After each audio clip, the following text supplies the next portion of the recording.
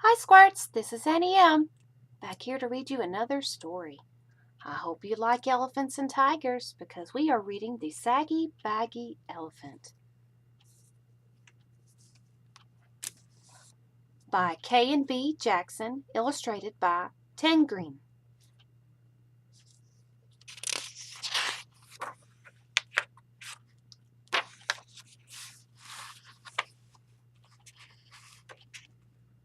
A happy little elephant was dancing through the jungle.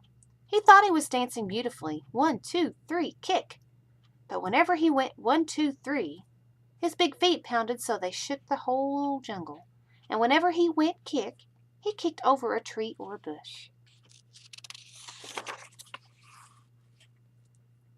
The little elephant danced along, leaving wreckage behind him, until one day he met a parrot. "Why are you shaking the jungle all to pieces?" cried the parrot, who had never before seen an elephant. "What kind of animal are you, anyway?"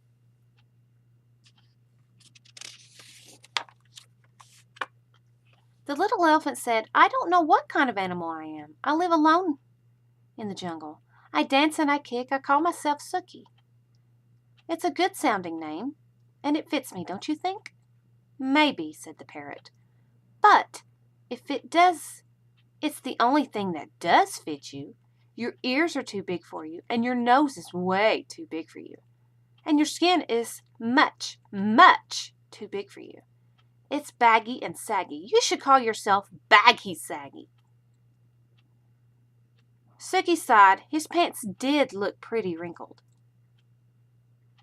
"I'd be glad to improve myself," he said, "but I don't know how to go about it. What shall I do?" "I can't tell you. I never saw anything like you in my life," replied the parrot.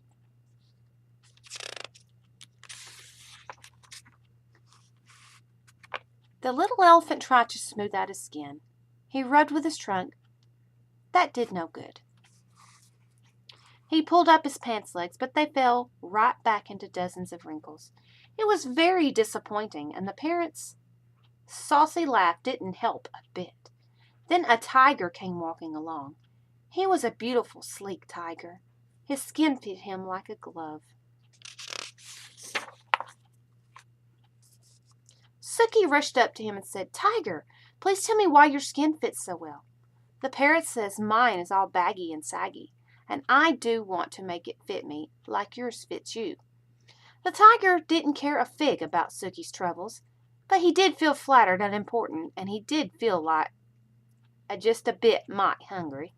"My skin always did fit," said the tiger. "Maybe it's because I take a lot of exercise. But," added the tiger, "if you don't care for exercise, I shall be delighted to nibble a few of those extra pounds off of you."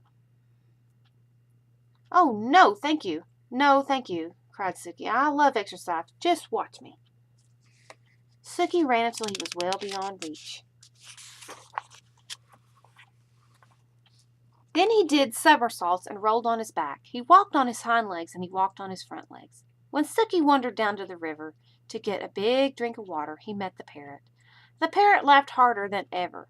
"I tried exercising," sighed the little elephant, "but I don't know what to do."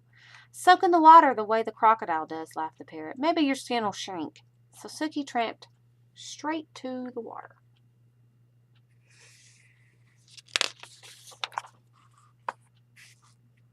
Just before he had soaked nearly long enough to shrink his skin, a great big crocodile came swimming up, snapping his fierce jaws and looking greedily at Sookie's tender ears.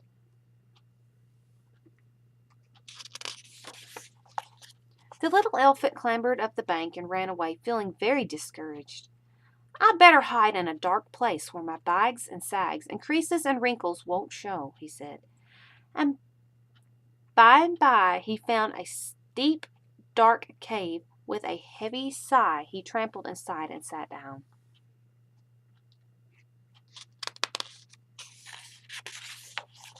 Suddenly he heard a fierce growling and grumbling and snarling. He peeped out of the cave and saw a lion padding down the path. "I'm hungry," roared the lion. "I haven't had a thing to eat today, but not except a thin, bony antelope and a puny monkey and a buffalo, but such a tough one, and 2 turtles. But you can't count turtles. There's nothing much to eat between those saucers they wear for clothes. I'm hungry. I could eat an elephant. He began to pad straight toward the dark cave where the little elephant was hidden. This is the end of me, sags, bags, wrinkles, and all, thought Sookie, and he let out one last trumpeting bellow.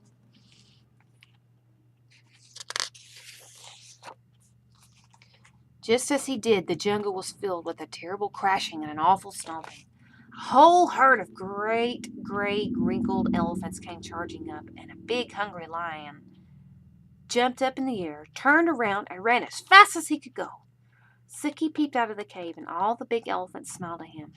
Sookie thought they were the most beautiful creatures he had ever seen.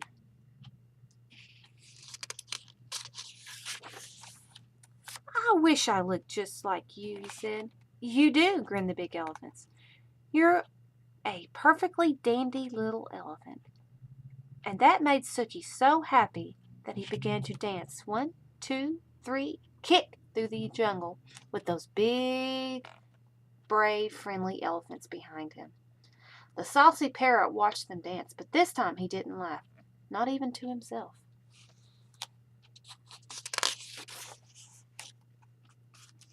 There you go, look. There you go. The Saggy Baggy Elephant. It's not good to pick on people, Squirts, because people have feelings. Be careful what you say, because things you say may hurt. Alrighty, Squirts. Until next time, this is Auntie M saying goodbye.